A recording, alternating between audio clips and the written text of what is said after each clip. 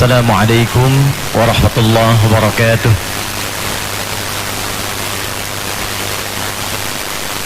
Alhamdulillahilladzi faddala al-ilma wat-tarbiyata فأنزل أولى آية لرسول الله صلى الله عليه وسلم بقوله اقرأ باسم ربك الذي خلق ثم أكد ذلك بفهم كل قراءة بالتفقه في الدين فأنزل قوله تعالى وما كان المؤمنون لينفروا كافة فلولا نفر من كل فرقة منهم طائفة ليتفقهوا في الدين فصلي وسلم وبارك على النبي الكريم الرسول الأمين سيدنا محمد القائل والمهتم بالشؤون التربوية فقال أدبني ربي فأحسن تأديبي اللهم صل وسلم على هذا النبي الكريم رسول الله صلى الله عليه وسلم وعلى آله وصحبه وأمته إلى يوم الدين أما بعد فيا عباد الله أوصي نفسي وإياكم بتقوى الله فقد فاز المتقون فلا تموتن إلا وأنتم مسلمون yang insyaallah senantiasa dimuliakan, dirahmati dan diberkahi oleh Allah Subhanahu wa taala.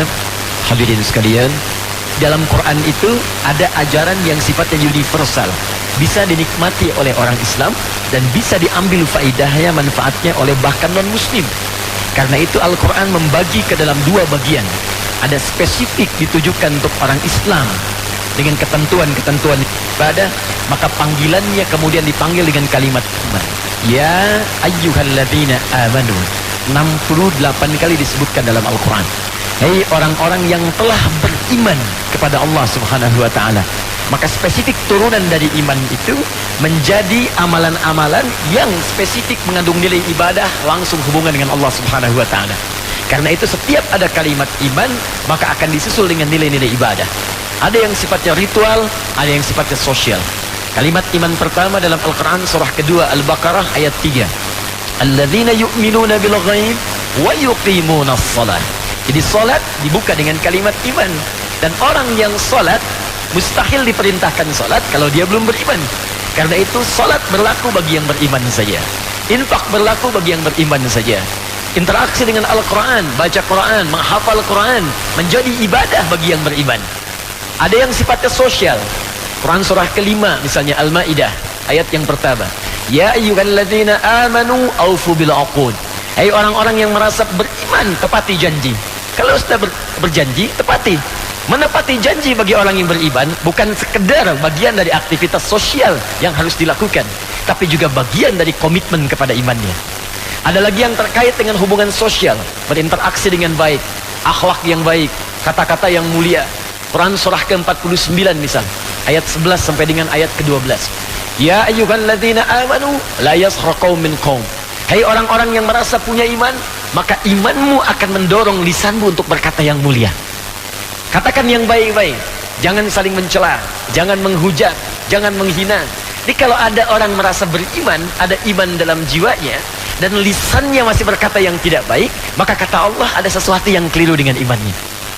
Jadi cukup dengan iman itu akan memberikan pancaran pada lisan kita untuk berkata yang baik-baik. La yaghtab ba'dukum ba'dha, jangan gosip, jangan bicarakan keburukan orang. Jadi ketika seseorang mengatakan saya beriman, maka iman itu akan memberikan pancaran pada lisannya untuk memberikan kalimat-kalimat yang mulia. Jadi nggak ada orang Islam itu yang beriman gosip. Saya tidak, Pak, alhamdulillah nggak seperti ibu itu tuh. Kalau bicara banyak kesana kemari. Ya sama. Jadi iman itu yang paling menarik, Pak, Ibu. Bahkan dalam dunia pekerjaan pun, kata Allah orang beriman itu imannya akan menuntun ia profesional dalam pekerjaannya dan selalu mengarahkan pada yang baik dalam setiap aktivitasnya. Anda bandingkan Quran surah kedua Al-Baqarah ayat 168 dengan 172.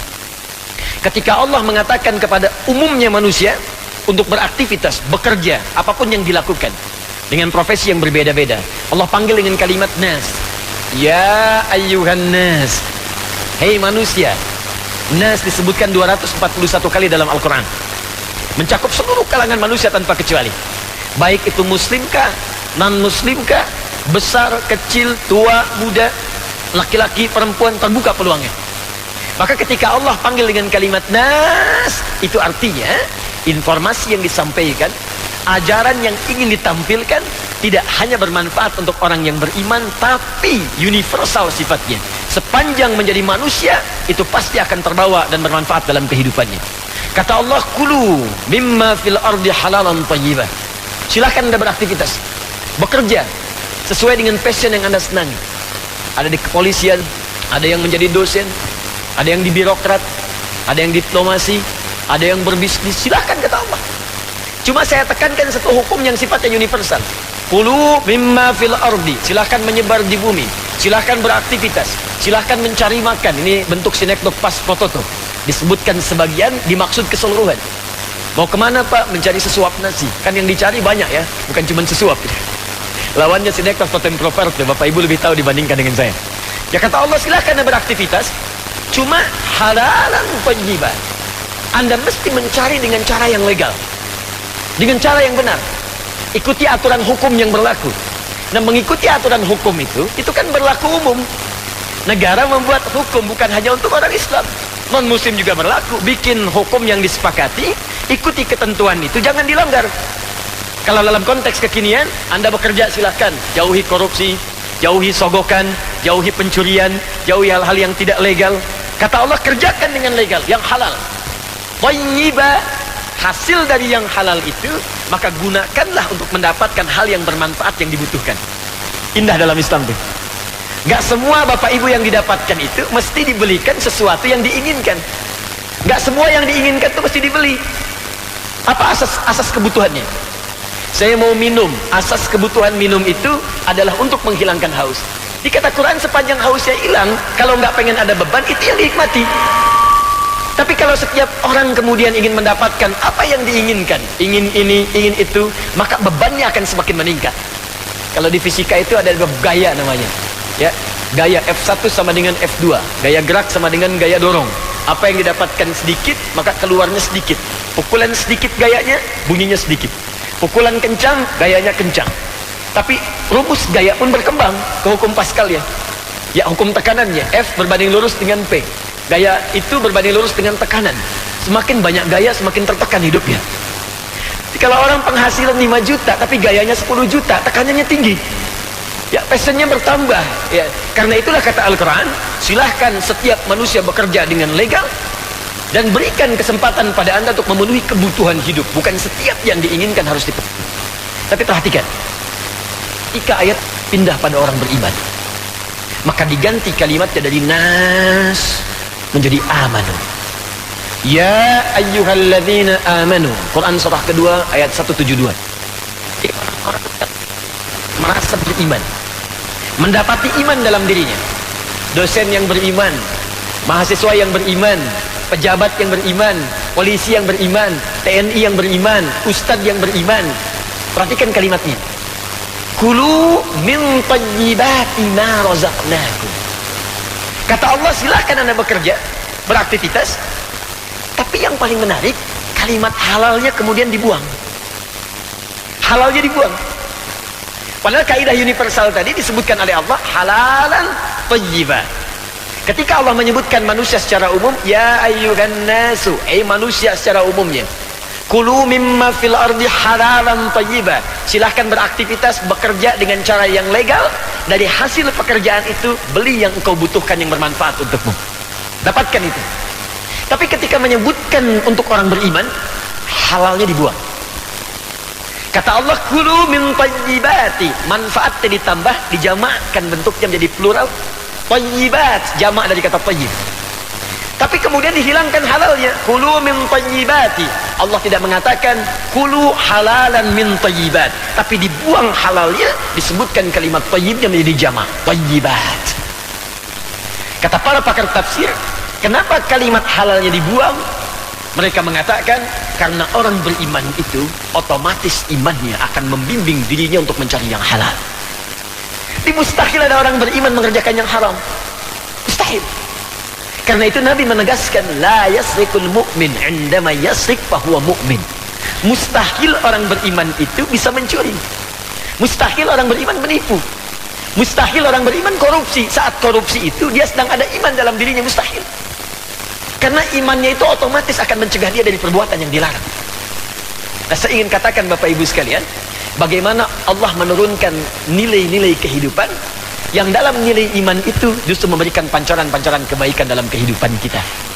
Nah, adapun tadi yang ingin kita bahas adalah ternyata aspek pendidikan saking pentingnya dalam berkehidupan di muka bumi ini, saking pentingnya dalam menjaga stabilitas kehidupan di muka bumi ini, maka Allah jadikan sifatnya tidak hanya khusus bagi yang beriman saja, maka diberikan kaidahnya secara universal.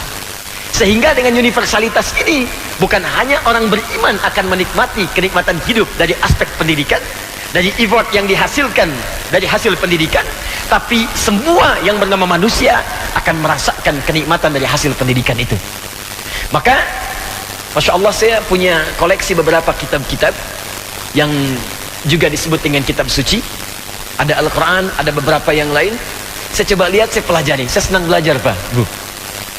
Dan tidak saya temukan uraian sedetil dalam Al-Quran yang memberikan perhatian sangat tinggi, luas dan dalam kepada aspek pendidikan. Hanya dalam Al-Quran. Di Al-Quran diberikan secara rinci bimbingan tentang pendidikan, bahkan sejak dalam proses kandungan. Misal, bagaimana cara mendidik anak sejak dalam kandungan, dari sejak doa yang disampaikan, dari mulai mengamati perkembangan janin berproses sampai masa kelahiran, sampai kemudian cara menghadapi kelahiran, sampai ia lahir, apa nutrisi yang pertama diberikan sampai usia 2 tahun, dari 2 tahun ke masa balignya apa yang harus diberikan, kemudian dari masa balignya apa yang akan terjadi, kemudian yang dari itu kemudian dianalisis jadi bekal pendidikan sampai ia kembali kepada Allah Subhanahu wa taala. Quran surah ke-7 ayat 189. Pendidikan pertama yang Allah tanamkan pada kedua orang tua saat anak sedang mulai dalam kandungan ibundanya. Kemudian perkembangannya disebutkan di Quran surah ke-22 ayat yang kelima. Detilnya disebutkan di Quran surah ke-23 ayat 9 sampai dengan ayat ke-13-nya. Lahir kemudian apa yang pertama diberikan, bagaimana memaksimalkan ASI, itu disebutkan juga di Quran surah kedua ayat 233. Ada 4 pendidikan dini yang ditanamkan pada anak sejak dini sehingga dia tumbuh menjadi pribadi yang baik, taat pada kedua orang tuanya, bergaul baik dengan lingkungannya, dan siap menghadapi tantangan dalam masyarakatnya. Pindah surah ke surah 31 dari ayat ke-13 sampai ayat 19.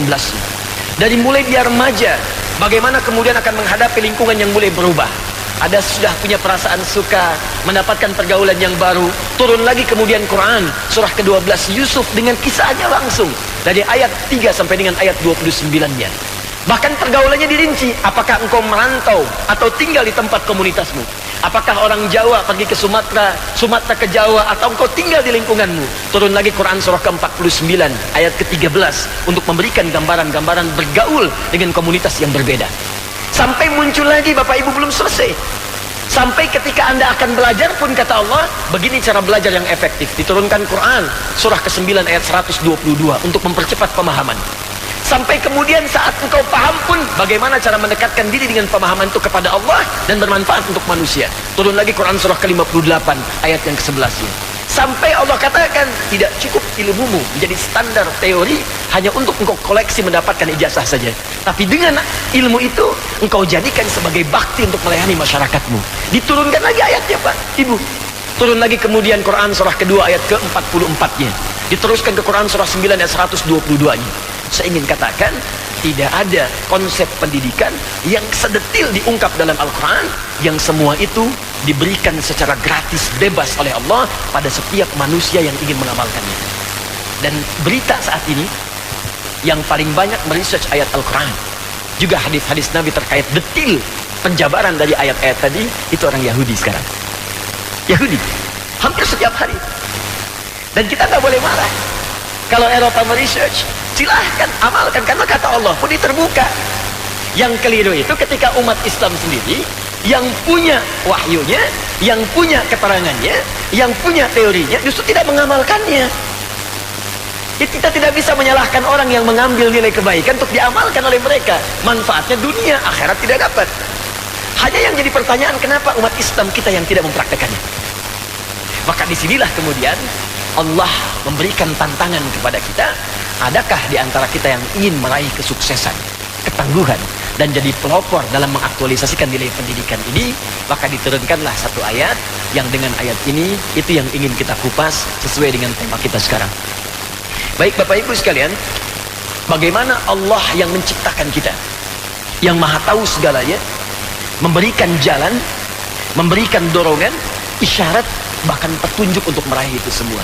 Kita mulai dengan Al-Quran surah ketiga Ali Imran ayat 142, paling kiri sebelah atas di mushaf. Quran surah ketiga Ali Imran ayat 142. Kaidah umum. Ya, saya pelan-pelan. Baik, mari kita mulai. Am hasibtum an tadkhulul jannata. Apa Anda duga begitu mudah dapat meraih kesuksesan yang Anda harapkan, dapat meraih target yang telah Anda tetapkan? Oke, jannah itu tidak selalu dipahami dengan surga. Asal kata jannah itu asalnya satu keinginan, satu harapan tinggi, satu cita-cita yang ingin diraih tapi belum nampak di hadapan mata. Surga, kenapa surga disebut dengan jannah dalam bahasa Arab? Karena itu puncak keinginan tertinggi yang ingin kita raih, cuman belum kelihatan sekarang, belum nampak. Sehingga orang Arab kalau menggambarkan seorang yang sukses dan ingin meraih kesuksesan itu dan belum dia dapatkan, dia sebut dengan jannah. Di zaman orang Arab dulu itu kalau orang punya kebun anggur, ya, punya kebun-kebun yang indah, ada sungai-sungainya, mereka namakan dengan jannah. Kenapa? Karena kalau punya unta itu sudah biasa.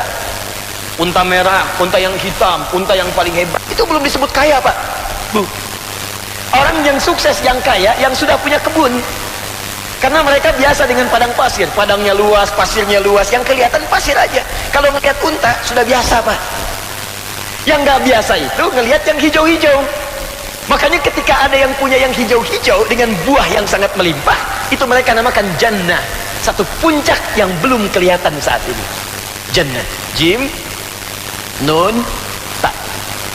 Oke. Dan menariknya dalam bahasa Arab, nanti ada seorang bernama Ibnu Jinni. Ibnu Jinni itu pakar bahasa linguistik, ya, Prof. Siab insyaallah sudah tahu itu, ya, punya kitab namanya Al-Khasa'is. Di Al-Khasa'is ini diantaranya dibahas asal mula akal kalimat setiap hurufnya. Bahkan, ya, kata beliau diantara penjabarannya, setiap ada huruf jim dengan nun dalam setiap kata bahasa Arab itu pasti bermakna sesuatu yang tersembunyi, tidak nampak. Jim dengan nun, contoh, kalau kita keluarkan ini jannah diartikan surga, sukses, ada jim dengan nun, belum tampak hadapan. Jin, kenapa disebut dengan jin? Ya, jin, ya ma'syaral jinni wal ins, wa ma khalaqtul jinna wal ins. Kenapa jin disebut dengan jin? Karena memang fitrah jin itu ketika diciptakan nggak nampak dalam pandangan, tersembunyi. Lawannya disebut dengan ins. Ins 18 kali disebutkan dalam Al-Quran. Kalau jin tersembunyi, ins itu nampak. Makanya kalau ada jin melakukan penampakan, itu jin yang sedang keluar dari fitrahnya, pasti sedang punya masalah itu. Apalagi manusia yang cari-cari penampakan jin, itu sedang error pasti itu. Pasti itu. Karena fitrah jin itu nggak nampak. Manusia fitrahnya tampak, karena itu disebut ins, sesuatu yang tampak. Jadi kalau ada dosen misalnya suka sembunyi-sembunyi, masuk kantor sembunyi-sembunyi, mahasiswa masuk kelas sembunyi-sembunyi, ya, itu sama dengan bukan saya yang bilang, wakil rektor yang bilang. Itu sama dengan dia sedang punya masalah dalam hidupnya, sedang punya masalah, sedang ada yang salah, ada yang keluar dari fitrah. Suami pulang ke rumah sembunyi-sembunyi, ada pintu depan, masuk lewat pintu belakang, buka handphone sembunyi-sembunyi, pasang tato sembunyi-sembunyi, pasti sedang ada persoalan. Jin. Ibu dalam rahim ada janin, jim, nun. Kenapa janin disebut dengan janin? Karena sosok yang ada dalam rahim itu tidak nampak ke permukaan, masih tersembunyi. Baru setelah kemudian dilahirkan, baru kelihatan. Jadi setiap ada kata jim, nun, itu pasti sesuatu yang diharapkan atau yang menjadi objek belum tampak ke permukaan. Termasuk kesuksesan pun, kebahagiaan pun, harapan-harapan yang ingin diraih, itu dalam Al-Quran sering diungkapkan dengan kalimat jim, nun, kemudian ditutup dengan sifat di akhirnya dengan ta, jannah. Sehingga jannah dalam Al-Quran tidak selalu diartikan dengan surga dalam konteks akhirat, tapi juga bisa berarti kesuksesan dalam kehidupan dunia. Kalau dalam konteks pendidikan yang ingin kita raih, kemudian kita detilkan pemahamannya, ini mohon maaf saya masuk dengan skala ilmiah karena kita berada di lingkungan kampus. Am hasibtum an tadkhulul jannata. Apa Anda mudah? Apa begitu gampang ingin mewujudkan kesuksesan yang telah tadi ingin kita capai? Ingin jadi pelopor, ingin menjadi yang paling unggul, ingin menjadi yang paling bisa diteladani dalam aspek pendidikan misalnya. Apa mudah kemudian mewujudkan itu semua? Kata Allah, tidak semudah membalikan telapak tangan, tapi saya akan berikan jalannya. Bagaimana bisa mewujudkan apa yang kalian telah harapkan itu? Maka apa jalannya ya Allah? Teruskan ayatnya. Walamma ya'lamillahu alladhina jahadu minkum. Satu. Jika Anda ingin bisa mewujudkan nilai-nilai kesuksesan dalam setiap bidang yang telah Anda kerjakan itu, yang sedang Anda siapkan itu, maka syarat yang pertama kata Allah, ya'lamillahu alladhina jahadu minkum. Syarat pertama, tidak akan pernah terwujud apa yang dicita-citakan itu kecuali yang pertama, Anda memiliki syarat kesungguhan dalam mewujudkannya. Serius, sungguh-sungguh. Jadi kalau memang ingin sukses harus serius. Ingin mendapatkan apa yang diinginkan mesti serius. Ingin pintar, serius. Ingin kaya, serius. Ingin punya kedudukan, serius. Sungguh-sungguh. Tapi yang paling menarik, belum selesai kalimat ini. Dalam bahasa Arab, kata jahadu, kalau kita telusuri lagi akar katanya, ini keindahan bahasa Al-Quran, itu bersumber dari kata al-juhdu yang punya 3 turunan kata lagi. Di sini kemudian keseriusan itu diturunkan. Jadi kata ini asalnya berasal dari kata al-juhdu yang punya 3 turunan kata lagi, punya 3 turunan makna. Satu, disebut dengan ijtihad namanya. Ijtihad, kesungguhan merencanakan, membuat konsep, rencana, mapping, peta. Rencananya mana? Jangka panjangnya, jangka penengahnya, jangka pendeknya. Apa visi yang sedang Anda siapkan untuk mewujudkan itu? Mau pelopor di bidang apa pendidikannya? Apakah pendidikannya di eksaknya, di sosialnya? Apakah pendidikannya masalah budayanya? Kata Allah, turunkan konsepnya, perjelas kemudian keadaannya. Karena itulah khusus bagi umat Islam, itu Allah berikan jalan untuk memperjelas rencana-rencana hidup, bahkan dari ibadah yang dikerjakan. Ini mohon maaf Bapak Ibu sekalian, saya ambil contoh satu saja yang sering kita kerjakan setiap hari. Sholat misalnya. Banyak orang Islam sekarang ketika menunaikan ibadah, ini ada sindiran halus tapi tajam dalam Al-Quran. Banyak yang ibadah kata Allah, tapi tidak memahami apa yang dia kerjakan dalam ibadahnya. Saya ingin tanya sebentar, jawab saja masing-masing dalam hati ya. Dari sekian ribu kita sholat sampai dengan sekarang, ruku dan sujud sekian ribu yang kita kerjakan, berapa persen bacaan sholat yang kita pahami? Jangan-jangan ruku tidak mengerti yang kita lakukan, sujud tidak paham yang kita ungkapkan. Bagaimana kita bisa khusyuk dalam menunaikan sholat kalau tidak mengerti yang dilakukan? Nah, yang paling dahsyat, nama-nama waktu sholat saja itu ada maknanya Pak Bu. Itu diajarkan oleh Nabi dan dipraktekkan oleh sahabat. Dan ketika dipraktekkan itu, Allahu Akbar, tidak pernah ada aktivitas apapun, pekerjaan apapun yang dikerjakan oleh para sahabat kecuali sukses di bidangnya masing-masing. Subuh saya berikan contoh. Kenapa disebut dengan subuh? Bersumber dari kata asbah, sesuatu yang sudah siap dengan rencana. Subuh, asbah. Jadi ketika Anda dipanggil lewat salat subuh itu, Allahu Akbar, Allahu Akbar, memancar dari hati kita, respon untuk merespon suara azan, siap-siap kita sholat. Pancaran yang baik dari sumber jiwa kita disebut fajar namanya. Maka sholatnya disebut dengan sholat fajar. Ya, tadi dibacakan oleh qari kita, Quran surah ke-17 Al-Isra ayat ke-78, paling kiri sebelah atas di mushaf. Aqimis salata liduluki syamsi ila ghasaqil laili wa qur'anal fajri inna qur'anal fajri kana mashhuda. Kenapa salat pertama disebut dengan fajar? Fajar itu asalnya pancaran kebaikan yang bersumber dalam jiwa. Karena saat kita sedang tertidur, azan berkumandang, Allahu Akbar, Allahu Akbar, tiba-tiba memancar dalam hati kita, memberikan pengingat kepada diri kita, cepat sudah azan, bangun. Pancaran itu yang positif disebut dengan fajar. Lawannya disebut dengan fujur namanya. Fujur. Jadi kalau fujur itu pancaran yang negatif. Misal dari nafsu memancar kepada jiwa kita, mengatakan kepada mata, mata, marah, melotot. Begitu dibisikkan oleh nafsu kita, itu pancarannya disebut fujur namanya. Mengalir ke mata jadi melotot, mengalir ke tangan ingin memukul. Pancaran keburukan yang datang lewat nafsu disebut fujur.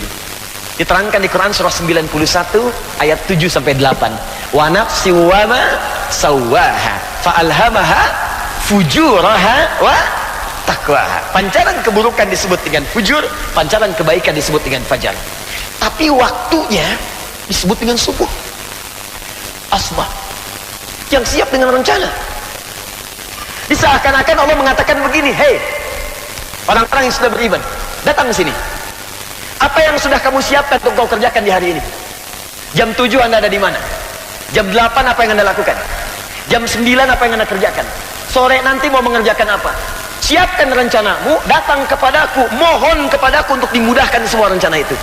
Makanya dibuka dengan sholat supaya kita meminta kepada Allah, mudahkanlah ya Allah semua urusan kami di hari ini. Itu konsepnya. Berapa banyak umat Islam yang datang sholat subuh tapi hanya sekedar mengerjakan ibadah formalitas saja. Sholat jamaah pulang, sholat salam pulang. Berapa rencana yang akan dieksekusi di hari itu? Silahkan cek. Apalagi kalau levelnya ingin kita naikkan dalam bentuk institusi. UPI punya ingin capaian berapa tahun ke depan, 2 tahunkah, 3 tahunkah, 4 tahunkah? Allah balik tanya, rencananya apa? Visinya apa? Turunannya apa? Nah, setelah semuanya siap, maka muncul yang kedua, komitmen untuk mewujudkan rencana itu melalui turunan-turunan aksinya. Maka disebut dengan jihad namanya. Yang pertama ijtihad, yang kedua jihad.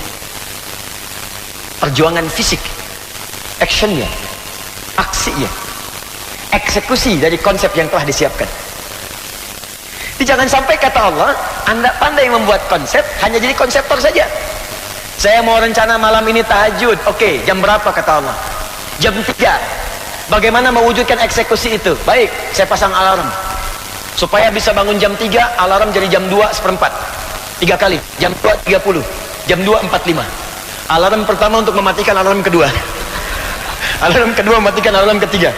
Alarm ketiga siap-siap. Tapi nggak apa-apa, ketika rencana dibuat, eksekusi itu, bangun. Jadi begitu alarmnya bunyi, Anda bangun. Siapkan. Jadi jangan sampai konsepnya ada, tapi tidak ada kemampuan mengeksekusi itu. Perjuangan fisik untuk mewujudkan sesuatu disebut dengan jihad. Karena itu jihad babnya luas, Pak, Bu.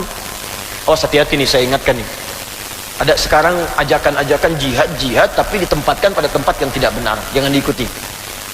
Awas, hati-hati. Jihad tidak selalu identik dengan bom, senjata. Jihad itu bukan menyerang orang. Jihad bukan melukai orang. Bahkan dalam konteks peperangan pun bukan memerangi orang, tapi membela ketika diserang. Masa diam saja? Negara diserang, kita bela, niatkan karena Allah, itu jihad. Makanya Syekh Hashim bin Asy'ari itu mengeluarkan resolusi jihad, tapi konteksnya pembelaan negara. Dia bukan menyerang orang. Saya pernah ditanya itu waktu kejadian bom Tamrin, Pak. Saya sedang di Lampung, langsung ada pertanyaan tuh, Ustaz, apakah bom di jalan Tamrin termasuk jihad fisabilillah? Saya bilang, Pak, sependek pengetahuan saya, jihad fisabilillah itu jihad di jalan Allah, bukan di jalan Tamrin. Konsepnya lain. Jihad itu luas maknanya. Seorang ibu yang tengah mengandung, kemudian dia merawat kandungan dengan baik sampai dia melahirkan, itu jihad. Seorang ayah yang tengah mencari nafkah, apapun profesinya, sepanjang diniatkan untuk ibadah, itu jihadnya. Dalilnya Quran surah keempat ayat 34. Adik-adik yang di kampus yang sedang belajar, termasuk teman-teman dosen yang mengajar, itu kalau benar diniatkan untuk ibadah kepada Allah, itu jihad, Pak. Bahkan Allah turunkan ayat khusus, Quran surah ke-9 ayat 122. Kata Allah, hei, jangan semua orang beriman berjuang ke medan perang semua. Wa ma kana lil mu'minuna liyanfiru kaffah falaula nafara min kulli firqatin minhum ta'ifah liyatafaqahu fid din. Mesti ada sebagian dari Anda yang meluangkan waktunya khusus di bidang pendidikan untuk belajar dan mengajar. Supaya apa? Waliyunziru qaumahum idza raja'u ilaihim la'allahum yahdharun. Supaya masyarakat itu pintar, kata Allah. supaya berkembang, supaya bisa membangun, supaya makmur. Balik lagi mereka ke masyarakat dan mengamalkan ilmunya. Jihad.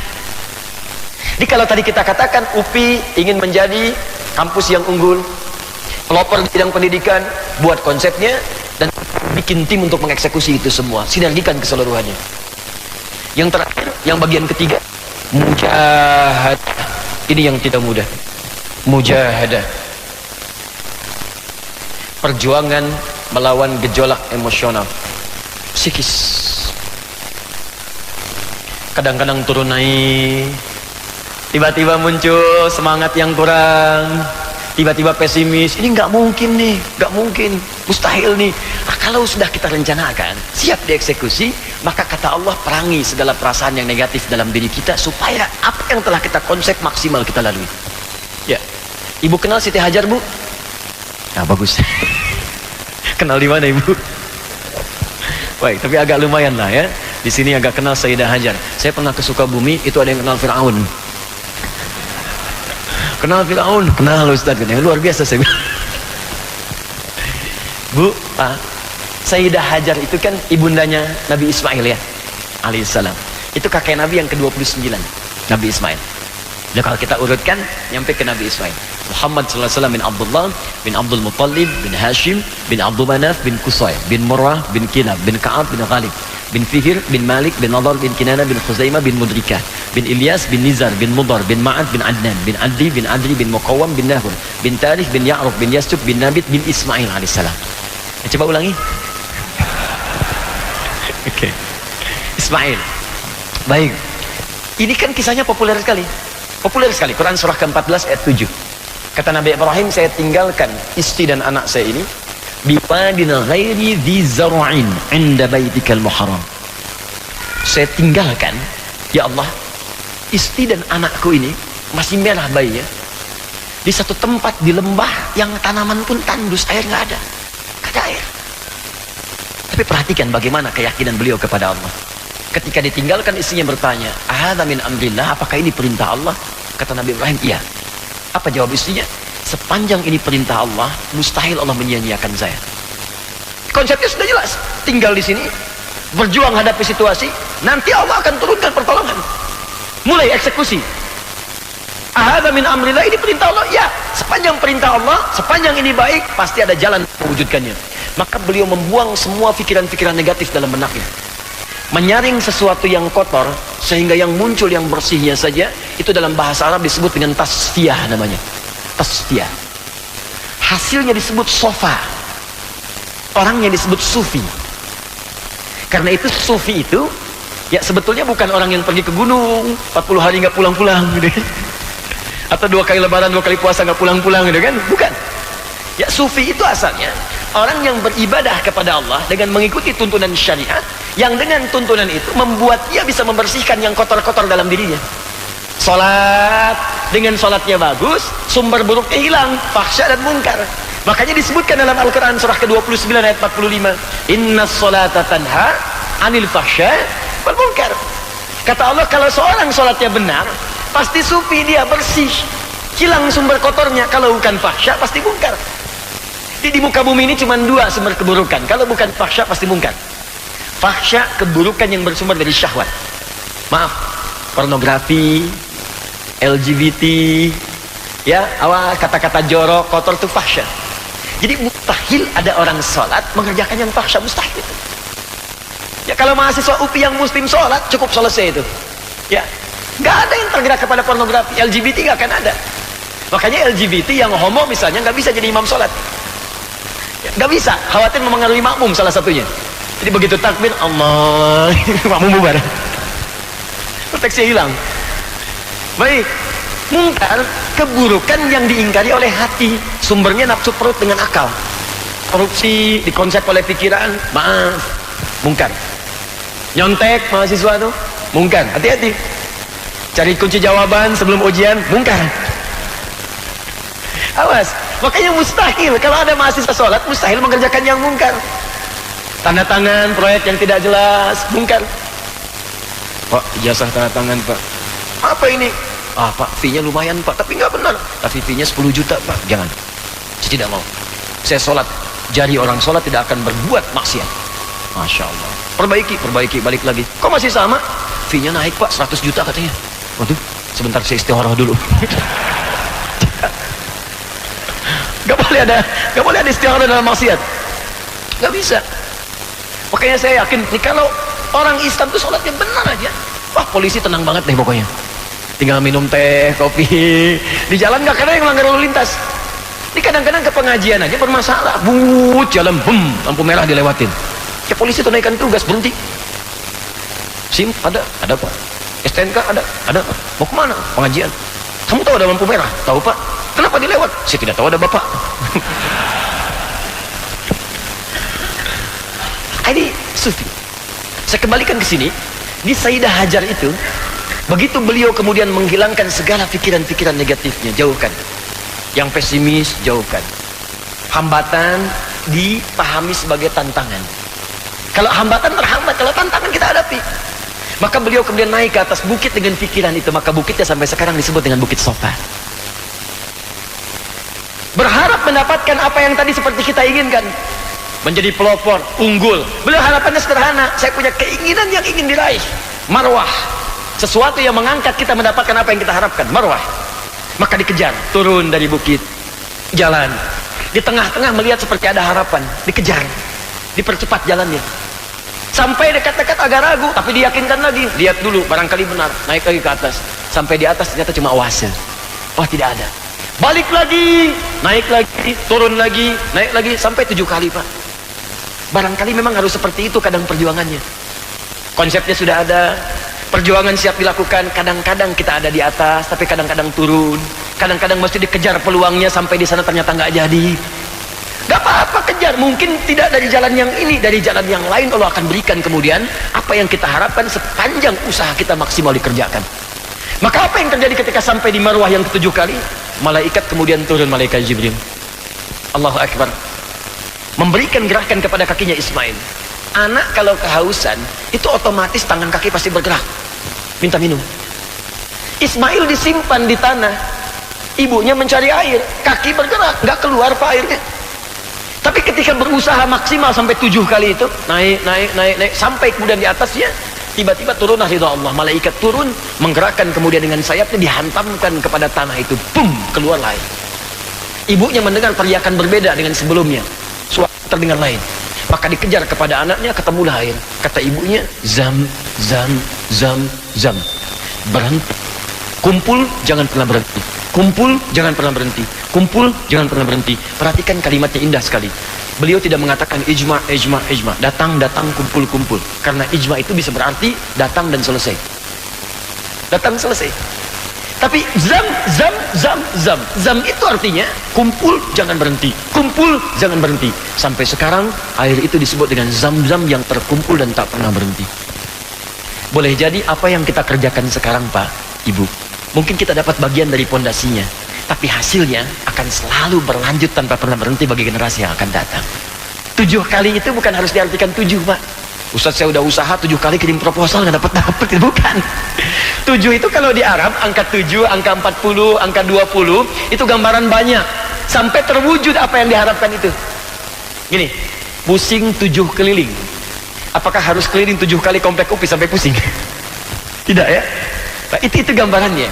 Maka kembalikan kepada yang tadi, ketika kemudian kita sudah punya konsep untuk mewujud itu, eksekusi dengan kekuatan maksimal yang kita miliki, maka pasti di tengah-tengah itu akan ada diskusi-diskusi, ada tantangan-tantangan yang boleh jadi dengan itu akan menurunkan semangat kita untuk mewujudkan apa yang telah kita siapkan. Maka hadapi semua itu.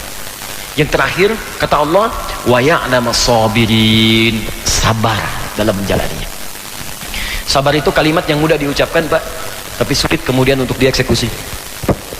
Sabar. Sekarang kalimat-kalimat baik ini bahkan banyak dipakai pelaku maksiat Pak. Saya kadang-kadang suka aneh juga orang sekarang. Berbuat baik kok nggak sabar. Orang berbuat maksiat aja sabar. Ada 3 pencuri motor.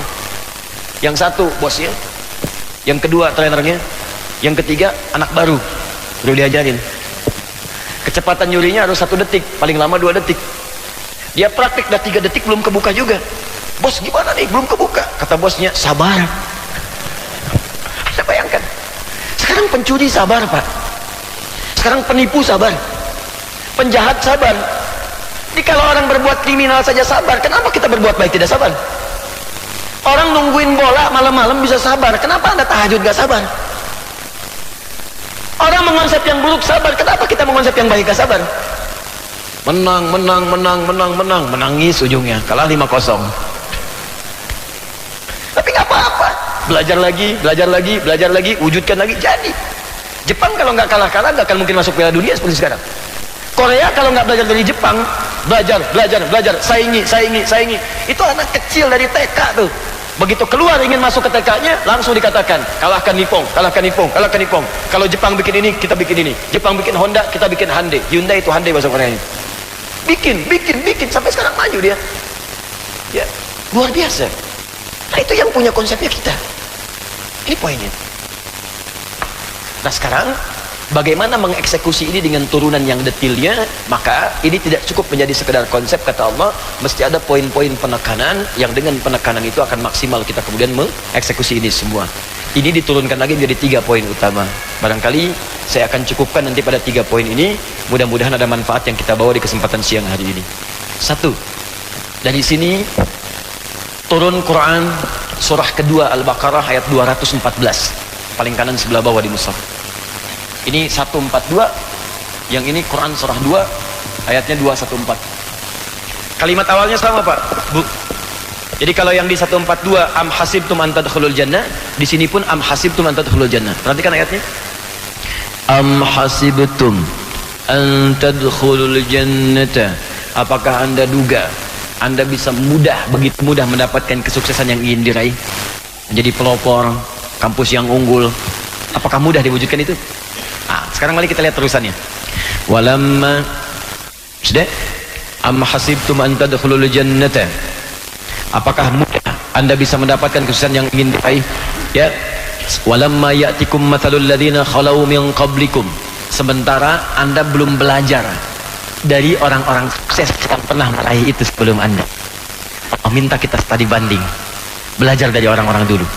Yuk lihat yang lain, siapa yang sudah lebih dulu maju? Dalam negeri kah? Di luar negeri kah? Kirim utusan misalnya kemana? Yang maju sekarang. Amerika ada yang maju, pergi ke Amerika. Eropa ada yang maju, pergi ke Eropa. Bukankah Nabi dalam situasi perang Badar itu, di antara tawanannya diminta oleh Nabi untuk mengajarkan masyarakat muslim? Bukankah mereka ada yang Yahudi? Bukankah ada yang Nasrani? Bukankah ada yang Yunani kemudian diambil ilmunya? Boleh terbuka, ilmu itu boleh terbuka, silahkan. Dari manapun bisa kita ambil. Makanya kata Allah, kalau Anda ingin sukses, apalagi ingin mendapatkan surga, ya belajar dari orang-orang dulu. Ahli surga dulu tuh berjuangnya luar biasa. Bilal bagaimana perjuangannya? Ammar bin Yasir bagaimana perjuangannya? Hudzaifah al-Yamani bagaimana perjuangannya? Mereka berjuang dengan sangat maksimal. Ada yang dengan hartanya. Nabi katakan, kita akan berjuang, siapa yang mau nyumbang? Utsman mengatakan, ya Rasulullah, ini saya nyumbang. Umar berkata, ya Rasulullah, berapa butuhnya? Kata Nabi, sekian. Kata Umar, ini setengah harta saya. Dikira paling hebat, ternyata datang Abu Bakar. Kata Abu Bakar, ya Rasulullah, berapa butuhnya? Sekian. Ini semua harta saya. Kata Nabi, apa yang kau tinggalkan untuk keluargamu? Kata Abu Bakar, Allah wa Rasulahu. Saya tinggalkan Allah dan Rasulnya, total. Anda berharap surga, orang-orang dulu berjuang dengan maksimal, sementara Anda berharap mendapatkannya tanpa perjuangan, mustahil. Kata Allah, keluarkan. Karena itu Imam Al-Bukhari itu membuat kitab sahihnya, itu tidak banyak orang tahu. Itu bukan bacaan biasa, Pak, tapi menurunkan miniat kehidupan di masa Nabi untuk kita ikuti dari sekarang, dan nilainya terbuka. Makanya judul kitabnya apa? Judul kitab Sahih Al-Bukhari, Imam Al-Bukhari, bukan Sahih Al-Bukhari. Judul kitabnya Al-Jami' As-Sahih Al-Musnad Al-Mukhtasar min umuri Rasulillah sallallahu alaihi wasallam wa sunanihi wa ayyamihi. Itu judul kitab. Ulangi. Disingkat Sahih Al-Bukhari. Kalau ada ulama menulis kitab, itu pasti ada makna di balik judul kitab itu. Pelajari dulu. Kenapa Bulughul Maram disebut Bulughul Maram? Ya. Kenapa kemudian ada kitab Bidayatul Mujtahid? Al-Jami' As-Sahih, kata beliau, kitab ini berisi kumpulan panduan-panduan hidup yang umum sifatnya. Jami dalam ilmu hadis. Kalau khusus untuk ibadah disebut sunan namanya. Sunan At-Tirmidzi, Sunan Abu Daud. Kalau khusus untuk mendapatkan referensi hadis siapa yang meriwayatkan, Musnad namanya. Ya, Aisyah radhiyallahu taala anha berapa hadisnya? Ibnu Abbas berapa hadisnya? Musnad namanya. Kalau anda ingin mencari hadis susah nyarinya di mana, keluarkan satu hurufnya, lacak di satu kitab, Mu'jam namanya. Jami', kitab yang mencakup tuntunan kehidupan yang umum sifatnya. Sahih, semuanya saya validasi dengan benar, kata Al-Bukhari. Dari mana kitab ini bersumber? Langsung dari tuntunan kehidupan Rasulullah SAW saat membimbing para sahabatnya. Bu, Pak, sahabat Nabi itu ada 12.000 jumlahnya. Dari 12.000 itu ada yang jadi panglima. Dan itu 38 panglima di masa Nabi. Kekuatan satu panglimanya bisa menaklukkan Persia dan Romawi. Bayangkan. Bagaimana bisa mendapatkan kualitas seperti itu? Maka ada nanti kitabnya diurutkan. Imam Al-Bukhari membuat 97 bab. Ada babul kitabul imarah, bab tentang pemerintahan. Bagaimana menata dengan baik, bagaimana membebaskan kemiskinan, mengentaskan kemiskinan. Saya sedang diskusi dengan beberapa kepala daerah untuk menurunkan konsep ini. Dengan menggunakan konsep ini 3 tahun selesai kemiskinan. Dan dibuktikan di beberapa tempat. Itu di copy paste di beberapa negara di Eropa. Ada kitab lagi, kitabul ilmi, kitab pengetahuan, Pak. Turunan hadisnya ada. Bagaimana menjadikan orang cepat paham, bagaimana mengatasi persoalan-persoalan di dunia pendidikan, ada di situ semua. Meningkatkan kecerdasan. Sekarang yang research itu di luar, Pak. Yang meresearch Al-Baqarah ayat 31, University of California. Saya mau ke London, mau ke Inggris, itu ada penelitian bahkan sekarang dari Inggris munculnya orang yang hafal Al-Quran dengan cara menghafalnya benar, maka kecerdasannya akan meningkat setidaknya 3 kali lipat. Karena dia sudah menghafalkan 52.000 kosakata dengan benar, maka akan terbuka kemudahan untuk menghafal kosakata yang lainnya. Yang riset di luar. Ada tentang kedokteran, ada bab bisnis. Kita keluarkan itu semua, turunkan. Nah, yang paling menarik di masa Nabi itu semua passionnya beda-beda. Ada yang di bidang pendidikan, Ali bin Abi Thalib, ada siapa lagi, Abu Hurairah, ada Ibnu Abbas, ada. Mereka meriwayatkan banyak hadis. Itu konsep itu bisa kita bawa. Seperti apa sih Ali bin Abi Thalib? Maaf, orang kebanyakan hanya tahu ahli hadis, ahli Quran. Ternyata beliau pun pakar di bidang matematika. Silakan Anda cari buku kitab namanya Al-Jawahir, karya Syekh Tantawi Al-Jawhari. Itu kitab tafsir yang khusus membahas tentang ranah ilmiah sains dalam Al-Quran. Yang paling bagus sekarang dibuat. Di bagian terakhir, jilid terakhir, itu ditunjukkan bagaimana kemampuan matematika sahabat Ali bin Abi Thalib. Matematika Quran. Ada sahabat bertanya, "Ya Amirul Mukminin, wahai sahabat Ali bin Abi Thalib, Amirul Mukminin, ya, ini istri saya selingkuh," katanya. Ada pengaduan. Istrinya mengatakan, "Saya tidak selingkuh. Ini buktinya kamu baru 6 bulan sudah melahirkan." Normalnya kan bukan 6 bulan, 9 bulan katanya. Ini 6 bulan. Kata Ali, "Bersumpahlah dengan nama Allah kepada istrinya, apakah benar kau selingkuh?" Kata istri, "Wallahi, mazana itu saya tidak berzina, saya nggak selingkuh." Kata Ali, "Ya kalau sudah bersumpah, ya udah kamu benar." Suami perempuan itu kaget, "Masa benar Ali, nggak bisa begitu?" Hei, apa engkau tidak tahu firman Allah disebutkanlah Quran surah ke-46 ayat 15. Wa hamluhu wa fisaluhu 30 syahra. Seorang perempuan yang mengandung dan menyusui itu paling minimal 30 bulan jumlahnya. Kemudian disebutkan Quran surah ke-31 ayat ke-14. Orang perempuan yang menyusui itu wa fisaluhu fi amain, khusus menyusui saja kalau maksimal 2 tahun namanya. Bukankah 2 tahun itu 24 bulan? Kalau menyusui dan mengandung itu 30 bulan, menyusui saja kemudian 24 bulan, maka sisanya 6 bulan. Inilah yang disebut kelahiran prematur, kata Ali bin Abi Thalib. Dari visi Ali ini muncul sahabat-sahabat kemudian menganalisis Al-Quran. Mereka belajar dari perjalanan Ali bin Abi Thalib, belajar dari Ibnu Abbas, maka muncullah kemudian orang-orang hebat di kemudian hari. Siapa diantaranya? Jabir bin Hayyan, Pak. Teman-teman yang di bagian kimia, penemu kimia itu orang Islam namanya Jabir bin Hayyan, yang karyanya kelak diikuti oleh orang-orang setelahnya di Eropa. Dan orang Eropa nggak salah, karena dia mengamalkan apa yang dikatakan Quran. Apa yang dikatakan? Belajar dari orang dulu, dibawa karyanya, dia gali. Apa yang dikatakan Jabir bin Hayyan? Dia baca surah ke-57 Al-Hadid saat sedang tilawah Al-Quran sampai ke ayat 25 dan 26. Wa anzalnal hadid, dan kami turunkan besi dari langit. Besi dari langit. Sekarang bukti nyatanya ada di Museum Geologi di Bandung ini. Saya pernah masuk ke sana, ada meteor itu yang ternyata salah satunya dari besi itu, ya, materialnya. Dibawa besi ke laboratorium beliau, punya lab, dianalisis, dikeluarkan sampai ke partikel terkecilnya, sampai ke atomnya. Dari situ ditemukan, oh ini unsur besi, ini. Hasil karyanya dibawa oleh orang Eropa, disebutkan dengan nomor atom, diberikan simbolnya Fe, ferum. F besar, E kecil, ferum. Berapa nomor atom besi? 26. Bukankah atom itu punya isotop untuk menjaga kestabilan atomnya? Isotop atom itu kan untuk besi Fe ada 4. 55, 56, 57, 58. Saya dulu belajar kimia, saya masih ingat. Yang paling stabil untuk menjaga kestabilan atom besi itu nomor 57. Surah 57 ayat ke-25 sampai 26. Al-Hadid. Dulu orang begitu, kaji dapat pengetahuan baru, kaji dapat pengetahuan baru. Makanya kata Ibnu Sirin atau Ibnu Arabi mengatakan kun aliman wa amilan wa mualliman. Orang yang hebat itu orang yang belajar. Dari belajar itu dia amalkan. Dari amalan itu dia share dengan orang lain, dia mengajar. Itu orang hebat. Makanya ulama dulu itu, penemu-penemu dulu selalu punya penemuan baru. Kalau bisa arahkan Pak, walaupun cuma skripsi, usahakan penemuan baru. Skripsi, tesis, apalagi disertasi. Jangan pernah terima disertasi, saran saya, kecuali hal yang baru. Untuk apa ikuti karya yang sudah ada? Bikin yang baru, riset, kemudian alurkan dalam kehidupan. Dulu orang jahiliyah cuma bikin syair Pak. Ya, maaf kan, syairnya sederhana. Cuman lihat orang-orang bikin syair, kifana min dzikra habibin wa manzili bisaktili wa baina dakhuli fahaumali. Muncul orang Islam, masuk Islam, dianalisis. Ketika dianalisis jadi rumus, jadi ilmu untuk membuat kasidah. Bukan cuma kasidah, dari situ dibuat dasar keilmuan untuk mempelajari turunan disiplin ilmu yang lain, supaya mudah ilmu-ilmu itu dibuat kaidah gramatikal, dibuat dalam bentuk syair untuk dihafalkan. Muncullah alfiyah di ilmu nahwu. Kalamuna lafdun mufidun kastaqim wasmun wa fi'lun thumma harfun lil kalim wa hibu kalimatun wal qawlu am wa kalimatun biya kalamun qad yu'am bil jarri wat tanwini wan nida wa al musadin liswin tajidu hasal bi ta'falti atat wa if'ali wa nunik balana fi'lun janjali. Itu kalau Anda hafal itu, Anda menguasai kaidah bahasa Arab dan bisa berbicara dan bisa diketahui di 26 negara. Cuman hafal itu. Asalnya nggak ada nilainya. Sautu safiril bulbuli ayaja qalbi tamili alma'u wa zahru ma'a ma zahri lahdul muqali fa anta ya sayyidi wa sayyidi wa maulali fakam tayyumuni ghazailun aqayqali qatabtuhu min al-batin fi hadha ar-rajuli faqala la la la faqad ghada muharribili wal walad wali wali wa maulali faqultu la tuwali fa bainul ali qala tawhina kadzain walidul muqali kahatan ka kailali tabuli. Asalnya enggak ada nilainya. Coba ulangi.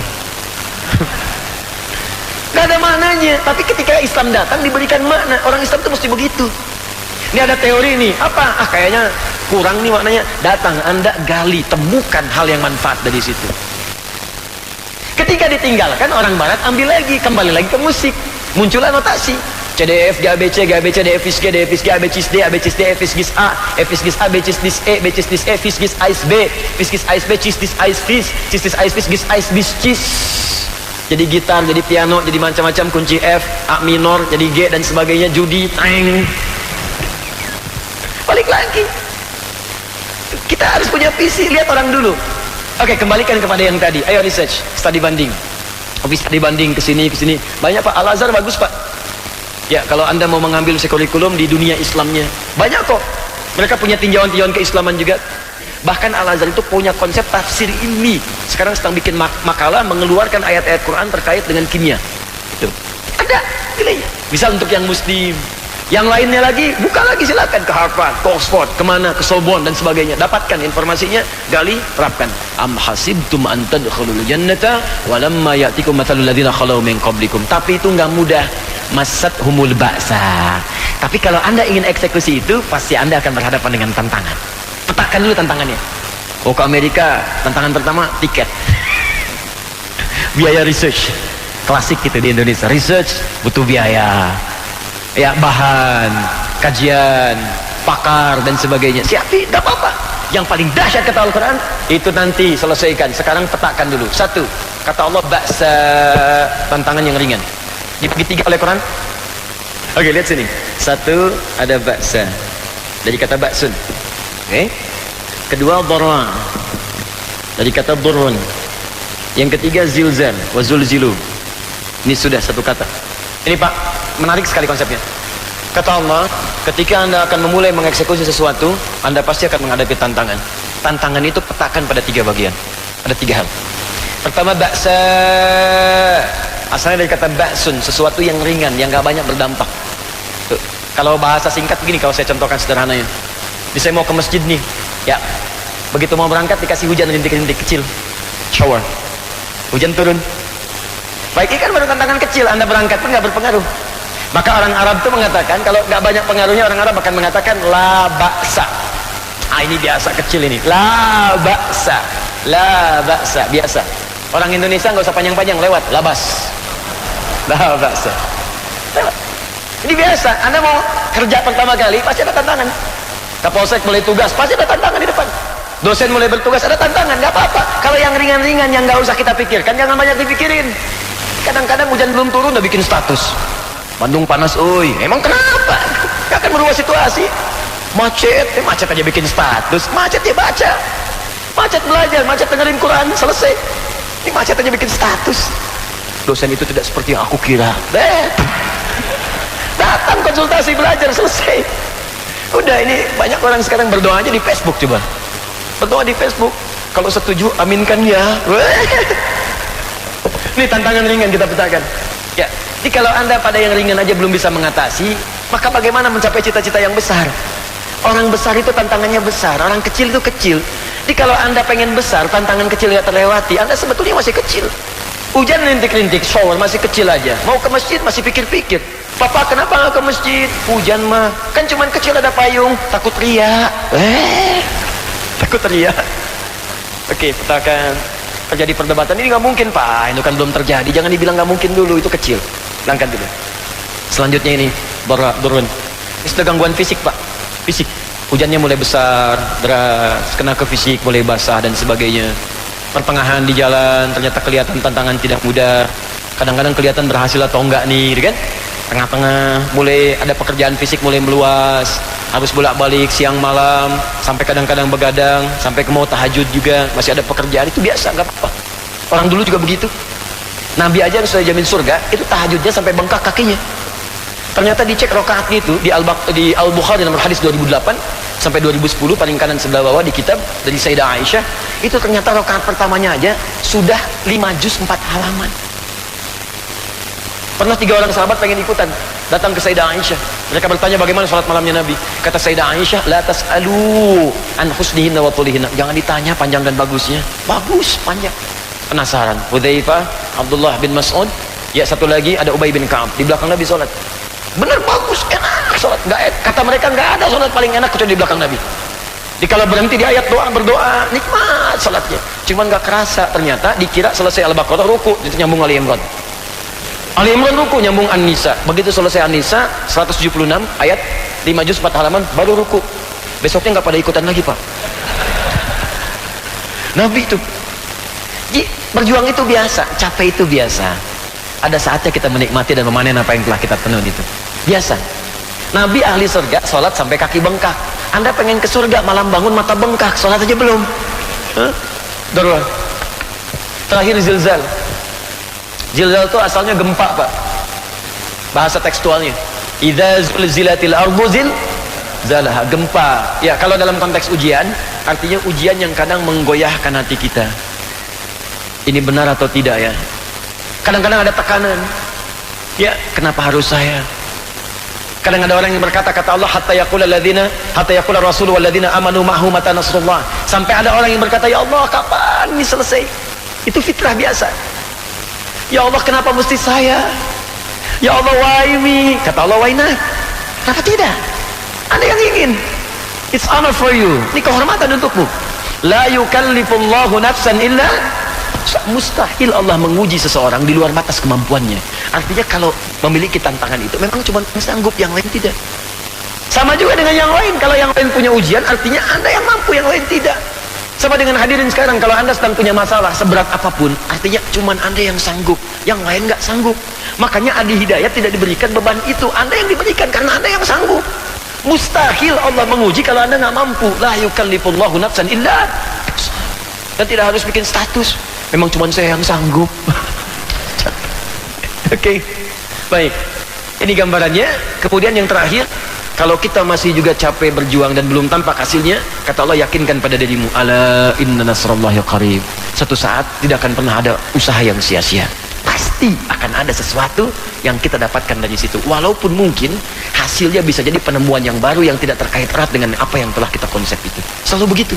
Tiba-tiba pengen cari sepatu bagus, belok sini ketemunya di Cibaduyut. Niat beli sepatu ketemunya tas. Ternyata tas ini kita butuhkan kemudian. Itu biasa. Itu biasa dalam kehidupan. Baik, yang terakhir sebagai penutup, tidak akan pernah tereksekusi dengan baik kecuali ada satu pertolongan yang sifatnya mutlak, tak punya hambatan, yaitu Allah Subhanahu wa Ta'ala. Kalau kita bergantung kepada makhluk, bergantung pada manusia, biasanya banyak kecewanya. Maka sejak wahyu pertama diturunkan, Allah memberikan kaidah kepada Rasulullah SAW untuk membawa misi paling berat dalam kehidupan. Misi Nabi itu paling besar. Jadi ini pelajaran buat kita, kalau ada beban paling besar, paling berat yang kita pegang, maka kaidah pertamanya, lakukan seperti apa yang Allah perintahkan kepada Nabi. Ketika Anda eksekusi itu, maka selebihnya Allah yang akan selesaikan semuanya. Apa kalimatnya? Iqra bismi rabbikal ladzi khalaq. Tidak banyak orang tahu ayat ini turun satu ayat setelah sebelumnya di satu kalimat diturunkan, dan Nabi mengatakan tidak bisa. Kalimat pertamanya bukan Iqra bismi rabbikal ladzi khalaq. Kalimat pertamanya Iqra. Iqra. Kata Nabi, ma ana biqari, saya nggak bisa baca. Iqra, ma ana biqari, saya nggak bisa.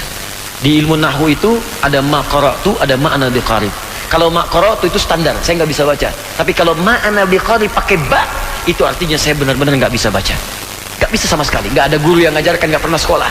Turunlah kemudian ayatnya lengkap. Iqra bismi rabbikal ladzi khalaq. Ya Muhammad sallallahu alaihi wasallam, lakukan itu, ikuti bacaan malaikat ini, lakukan dengan niat karena Allah. Yang menciptakan engkau saja begitu mudah, apalagi membuat engkau hanya sekedar mengikuti bacaan. Lakukan karena Allah. Kalau sudah melakukan karena Allah, maka pamrih-pamrih yang lain akan hilang, dan Allah lah yang akan mengentaskan keseluruhannya. Maaf, itu yang disebut dengan ikhlas. Mari kita ikhlas, Pak. Istilah di negara kita mengabdi.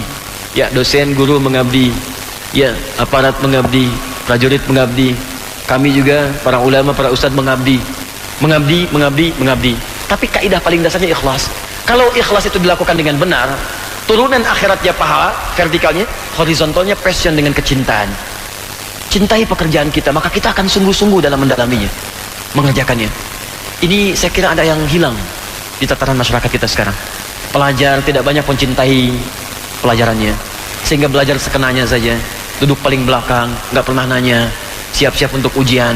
Waktu belajar dipakai saat mau ujian, waktu ujian kadang-kadang dipakai untuk yang lain. Itu terkenal sekali. Ayo kita rubah sekarang. Orang Indonesia cerdas-cerdas. Saya saat di luar negeri, banyak orang mengadu, Syekh Hadi, kenapa ini orang Indonesia? Emang kenapa? Saya belajar 3 bulan untuk ujian. Malam mau ujian, dia itu orang Indonesia pinjam catatan saya. Nilainya dia 8, saya 7,5. Saya bilang dia belum tahu sistem SKS. Sistem kebut kadang-kadang 1 jam, Pak. Sistem kebut sejam. Ya mau sejam pinjam fotokopian dan sebagainya. Kita sebenarnya cerdas, cuman sayangnya effort itu, bahkan ilmunya berhenti saat ujian. Begitu selesai nggak kepake. Itu yang menjadikan banyak sekarang orang-orang pintar banyak dihukum karena ilmunya nggak dipakai. Sayang belajar tinggi-tinggi hanya untuk berakhir kemudian di jeruji besi. Untuk apa? Ya kita cintai. Seorang ulama sedang mengajar, banyak siswanya, senang dia. Tapi ketika siswanya 1-2 orang, yang paling aneh, senang juga, semangat ngajar seperti banyak orang. Tiba-tiba satu orang datang, ini kisah nyata. Satu orang datang bertanya, Syekh, kenapa anda begitu semangat? Kan muridnya cuma 2. Kata Syekh ini, hei, bukankah saya diperintahkan mengajar hanya untuk Allah? Ketika saya ajarkan hanya untuk Allah, Allah sudah memberikan apa yang dijanjikan. Saya nggak peduli mau banyak mau sedikit, karena yang saya inginkan cinta Allah kepada saya, bukan banyak sedikitnya. Kalau passion kita benar mengajarkan untuk didik 1 murid, 2 orang murid, boleh jadi 1-2 orang itu yang akan punya jutaan murid di kemudian hari, yang akan mengajarkan kembali dan memberikan kebaikan, kepeloporan, keunggulan untuk apa yang diinginkan di masa kini, untuk masa depan yang akan datang. Saya kira itu yang bisa saya sampaikan. Mohon izin, saya tidak bermaksud untuk mengajari. Saya yakin Bapak Ibu yang ada di sini lebih paham dari apa yang telah saya sampaikan. Tapi barangkali saya ingin share saja, ternyata Al-Quran banyak memuat konsep-konsep indah yang bisa kita terapkan dalam kehidupan. Semoga insya Allah bermanfaat. Terima kasih. Assalamualaikum warahmatullahi wabarakatuh.